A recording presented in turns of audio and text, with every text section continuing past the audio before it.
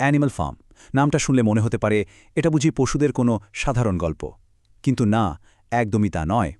আসলে জর্জ অরওয়েলের এই কালজয়ী লেখাটা ক্ষমতা, দুর্নীতি আর আদর্শের মৃত্যুর এক ভয়ঙ্কর সতর্কবার্তা।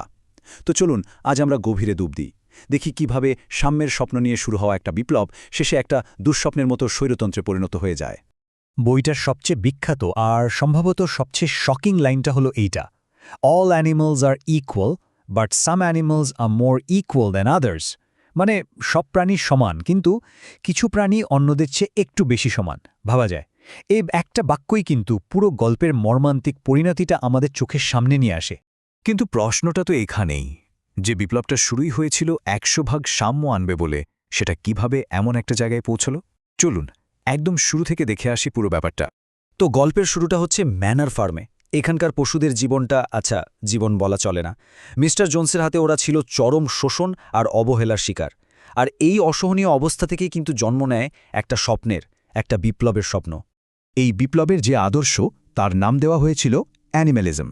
এই আইডিয়াটা মূলত এসেছিল ওল্ড মেজরের কাছ থেকে, খামারের সবচেয়ে জ্ঞানী আর বয়স্ক পশু। তার স্বপ্নটা ছিল একদম সহজ সরল, একটা এমন সমাজ হবে যেখানে কোনো মানুষের শাসন থাকবে না, পশুদের মধ্যে কোনো ধনী গরিব থাকবে না, সবাই সমান, একেবারে যাকে বলে ইউটোপিয়া। অনেকটা যেন রাশিয়ান বিপ্লবের সেই প্রথম দিকের আদর্শবাদী স্বপ্নগুলোর মতো। আচ্ছা, এবার এই টেবিলটা একটু খেয়াল করুন, কারণ অ্যানিম্যাল ফার্ম বোঝার আসল চাবিকাঠিটা কিন্তু এখানেই লুকিয়ে আছে। এই গল্পটা আসলে একটা রূপক বা অ্যালেগরি। এখানকার প্রত্যেকটা চরিত্র বাস্তব ইতিহাসের এক একজনের প্রতীক। যেমন ধরুন, স্বপ্নদ্রষ্টা ওল্ড মেজর, উনি হলেন কার্ল মার্কস। আদর্শবাদী স্নোবল, সে হল লিওন ট্রটস্কি। আর নিষ্ঠুর ক্ষমতালোভী নেপোলিয়ান, সে আর কেউ নয়, স্বয়ং জোজেফ স্টালিন। এমনকি তার পোশাক কুকুরগুলো কেজিবির প্রতীক। সো এই ছকটা মাথায় রাখলেই পুরো গল্পের ভেতরের অর্থটা পরিষ্কার হয়ে যাবে। তো বিপ্লব তো সফল হল, পশুরা মানুষ শাসকদের তাড়িয়ে দিল। কিন্তু ওই যে কথায় আছে না, একটা বেশি দিন টেকে না, ঠিক তাই হল। খুব তাড়াতাড়ি আদর্শের মধ্যে ফাটল ধরতে শুরু করল, আর খামারের ভবিষ্যৎ নিয়ে দুই নেতার মধ্যে শুরু হয়ে গেল এক ভয়ঙ্কর ক্ষমতার লড়াই। এই লড়াইটা ছিল একেবারে দুই ভিন্ন মেরুর। একদিকে স্নোবল, যে ছিল ব্রিলিয়ান্ট, ইনোভেটিভ, সে চেয়েছিল উইন্ডমিলের মতো প্রজেক্ট করে সবার জীবনযাত্রার মান উন্নত করতে। আর ঠিক তার উল্টো দিকে ছিল নেপোলিয়ান, নিষ্ঠুর, স্বার্থপর আর অসম্ভব ক্ষমতালোভী। ওর একটাই ফোকাস ছিল যেভাবেই হোক ক্ষমতা নিজের হাতে রাখা, মানে একদিকে আদর্শবাদ, অন্যদিকে নির্লজ্জ স্বৈরতন্ত্র। আর ঠিক এখানেই গল্পটা একটা ভয়ঙ্কর মোড় নেয়। নেপোলিয়ন আড়ালে আড়ালে কয়েকটা কুকুরছানাকে ট্রেনিং দিয়ে নিজের পার্সোনাল একটা হিংস্র পুলিশ বাহিনী বানিয়ে ফেলেছিল। আর তারপর একদিন সুযোগ বুঝে সবার চোখের সামনে সেই কুকুরগুলোকে লেলিয়ে দেয় স্নোবলের পেছনে। স্নোবলকে একেবারে খামার ছাড়া করেই ছাড়ে। আর এটাই ছিল সেই টার্নিং পয়েন্ট। ওই দিন থেকেই আদর্শের বদলে জায়গা করে নিল ব্রুট ফোর্স বা পাশবিক শক্তি। খামার স্বৈরতন্ত্রের দিকে তার প্রথম পা বাড়ালো। কিন্তু শুধু পেশি শক্তি দিয়ে তো আর শাসন চালানো যায় না, তাই না? নেপোলিয়নের আরেকটা অস্ত্রের দরকার ছিল, আর সেই অস্ত্রটা ছিল আরও অনেক বেশি ভয়ঙ্কর।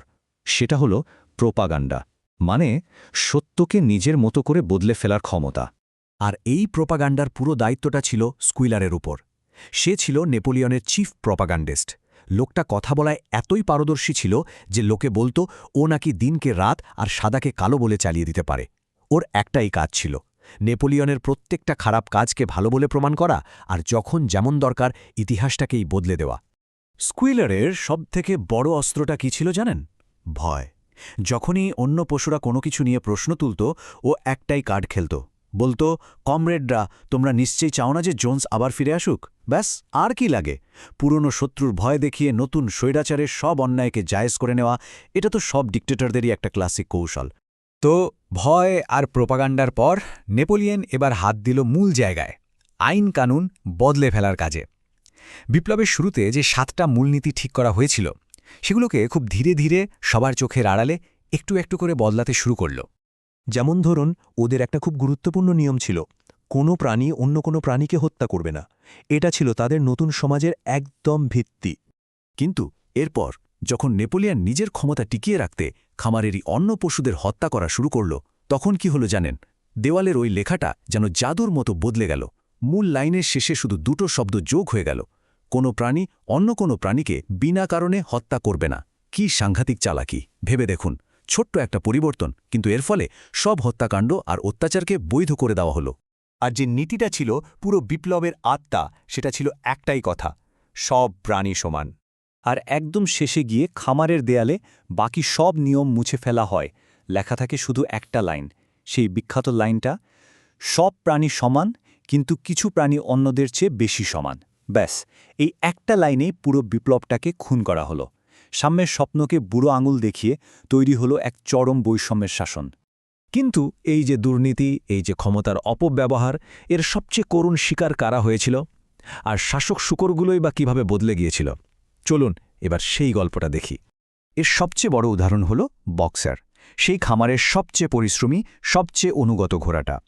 ওর জীবনের মূল মন্ত্রই ছিল দুটো শব্দ: আমি আরও খাটব। ও নেপোলিয়নকে অন্ধের মতো বিশ্বাস করত, আর নিজের শরীরের শেষ রক্তবিন্দু দিয়েও খামারের জন্য কাজ করে যেত। কিন্তু এই নিঃশর্ত আনুগত্যের বিনিময়ে ও কি পেল? যখন বক্সার একদিন অসুস্থ হয়ে পড়ল, ওর আর কাজ করার ক্ষমতা রইল না, তখন নেপোলিয়ন ওকে কসাইখানায় বিক্রি করে দিল। ভাবা যায়, সামান্য কয়েকটা টাকার জন্য? এই ঘটনাটা চোখে আঙুল দিয়ে দেখিয়ে দেয়, স্বৈরাচারী শাসকের কাছে অনুগত কর্মীর জীবনের কোনো মূল্য নেই, মূল্য আছে শুধু তার কাজ করার ক্ষমতার। আর গল্পের একেবারে শেষে আসে চূড়ান্ত বিশ্বাসঘাতকতা। শূকররা দুই পায়ে হাঁটতে শুরু করে, মানুষের মতো জামাকাপড় পরে, মদ খায়। আর শেষ দৃশ্যে অন্য পশুরা জানালার কাচ দিয়ে ঘরের ভেতরে তাকিয়ে দেখে যে শূকর আর মানুষ একসাথে বসে আছে, আর ওদের মধ্যে কোনো পার্থক্যই করা যাচ্ছে না। বিপ্লবটা যেন একটা বৃত্ত সম্পূর্ণ করে ঠিক যেখান থেকে শুরু করেছিল সেখানেই ফিরে এলো। এখন হয়তো মনে হতে পারে, আচ্ছা, এটা তো তাহলে শুধু রাশিয়ান বিপ্লব নিয়েই একটা গল্প। কিন্তু না, এখানেই জর্জ অরওয়েলের আসল জাদু। এই গল্পটা কোনো একটা নির্দিষ্ট দেশ বা সময়কে নিয়ে নয়, এর সতর্কবার্তাটা ইউনিভার্সাল, চিরন্তন। একবার আজকের দিনের কথা ভাবুন তো, এই ডিজিটাল যুগে আমাদের চারপাশে অনলাইন স্কুইলারদের কি কোনো অভাব আছে, যারা দিনরাত মিসইনফরমেশন আর ফেক নিউজ ছড়িয়ে আমাদের চিন্তাভাবনাকে প্রভাবিত করার চেষ্টা করছে? আমাদের অধিকারগুলো তো অনেক সময় খুব নীরবে একটু একটু করে কেড়ে নেওয়া হয়, ঠিক অ্যানিম্যাল ফার্মের নিয়মগুলো বদলে দেওয়ার মতোই। আর বক্সারের মতো অন্ধ আনুগত্য, সে তো আজকের দিনে আরও বেশি বিপজ্জনক। কোনো প্রশ্ন না করে সবকিছু মেনে নেওয়ার অভ্যাসটাই তো যে কোনো স্বৈরাচারীর জন্য সবচেয়ে বড় অস্ত্র। আসলে অরওয়েলের মূল কথাটা আজও 100% সত্যি। ক্ষমতা জিনিসটাই এমন, তা যে আদর্শের মুখোশ পরেই আসুক না কেন, শেষ পর্যন্তটা মানুষকে দুর্নীতিগ্রস্ত করেই ছাড়ে।